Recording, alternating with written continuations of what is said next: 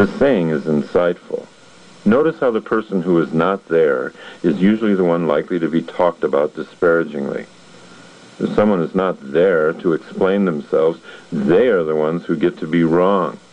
But when the word we took the place of they, there was less antagonism, less alienation, and less resentment of other departments. And it's just a word.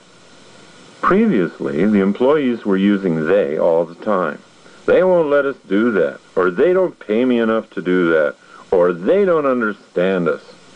Now they were saying, why do we have this policy? And when they heard it that way, their next thought was, let's get together to talk about this. The Texas Instruments manager had such success with that one word replacement that he had buttons made up with the word they on it, with a red circle around the word and a line drawn through it. Time and time again, we see the power of the words we use. By altering the words and sentences we use when we talk to ourselves and others, we alter our experience of life. We can learn to step back, to see how we are literally sentencing ourselves to the lives we live. Why do we have this policy is a much stronger question than why are they making us do this? The first question creates an owner, and the second creates a victim. Listen to your language as you go through your day. Pay close attention to the word they as it comes up. It could be an opportunity to substitute it with we for a stronger experience of life. Each time you notice yourself using they, see if we would be a more powerful way to see things. After a few switches from one word to the other, you'll be impressed with your new word habit and how it opens your world up. You'll be like James Bond with a new weapon. You look for opportunities to use it all the time. Reinventing ourselves begins with language. I'll never forget the moment that this first became perfectly clear to me. It was one of those moments of realization that you never forget. Business consultant Becky Robbins was teaching a course in communication, and she casually said something that tied together and clarified for me nearly 11 years of research I'd done in human development. Some people use language, she said, to describe the lives they lead, and other people use language to create the lives they lead. And that was exactly it. Life begins for us in language. Behind every action is a thought, formed in words that paint a picture. This felt like a new discovery to me, but I knew it wasn't new to everyone. It's since been pointed out to me that it was written long ago, that in the beginning there was the Word. Our energy and attitude are created by the language we think with. You can always tell where a person's from by listening to the language he or she uses. Some people come from ownership, and some from victimization. I began keeping notebooks filled with the language of high achievers who I labeled owners, and another bulging pile of notes filled with the language of the people who were frustrated and struggling, the victims. Owners use the word can a lot, while victims favored can't. Owners had goals, projects, and challenges, whereas victims had problems, hassles, and nightmares. Owners said they were busy, and victims said they were swamped. Owners were designing a life, while victims were trying to make a living.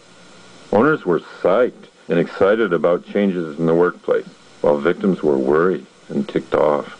Owners looked to see what they could get from an experience, while victims tried to get through it. This link I'd seen between language and performance was interesting, but what was even more exciting was how people's lives would change once they began practicing using new language. Problems became projects. Jobs became professions. Managers became leaders. People began to experience a freedom that went totally beyond personality, a freedom to reinvent their own thinking. The primary result of the habit of using self-victimizing language, such as get through, is fatigue, both mental and physical. A life that you have to get through is by its very nature an ongoing struggle. The air itself becomes a wall of clear, thick jello to get through. You can feel it in your walk, the struggle, the unbearable thickness of being. On the other hand, it is a refreshing and energizing life that is begun by trying to get something from everything you do. There's a shift in energy when the words are shifted. You always have two ways to respond to any difficult circumstance, as an owner or as a victim. When you're confronted with difficulty, stop and think of those two options. Make sure you're paying attention to how you're describing things to yourself. If you're wondering how you're going to get through some experience, ask yourself to breathe a little more deeply and translate your language into that of an owner, just to try it on, as if you were trying on a jacket that you were thinking of purchasing. Try saying to yourself, perhaps even out loud as you're getting started, how can I use this? What can I get from this experience? What is the gift inside of this? What is it here to teach me? If you listen carefully enough to your problem, you'll begin to get things from it.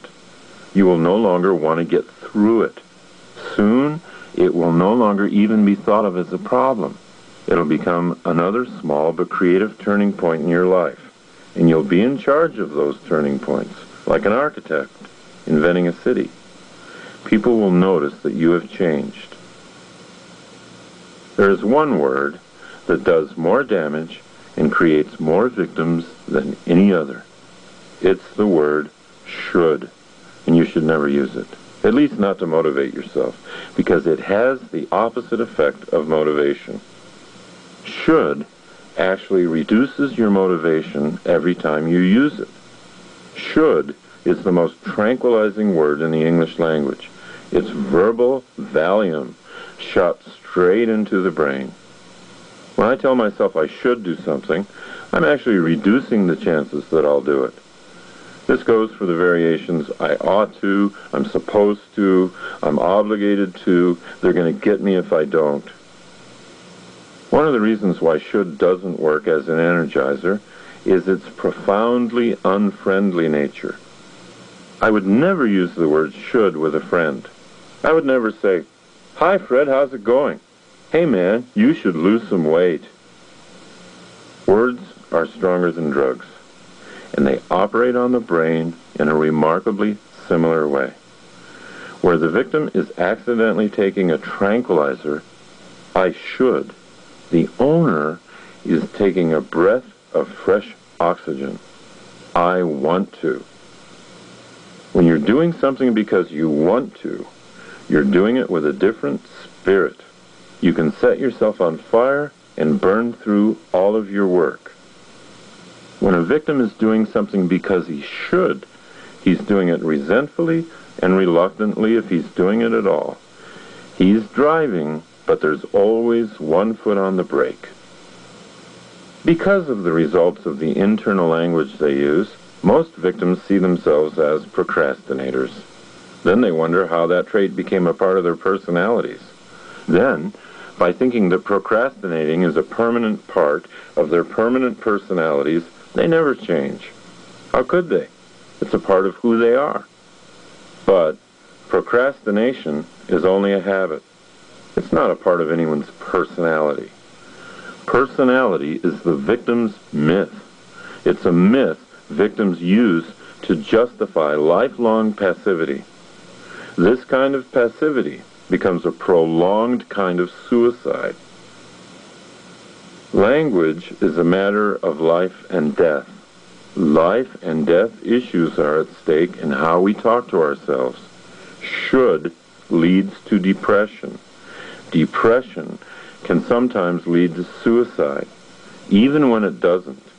We know about the living death we experience when we're fatigued by the repeated thought that we're living a life of obligation, a life of things we should do. When you look for opportunities to shift your language from "I should" to "I want to," you'll notice that it's a life-giving shift. The spirit you connect to when you do it is the life force itself. Understanding And mastering how you speak to yourself is the most important project you could ever take on.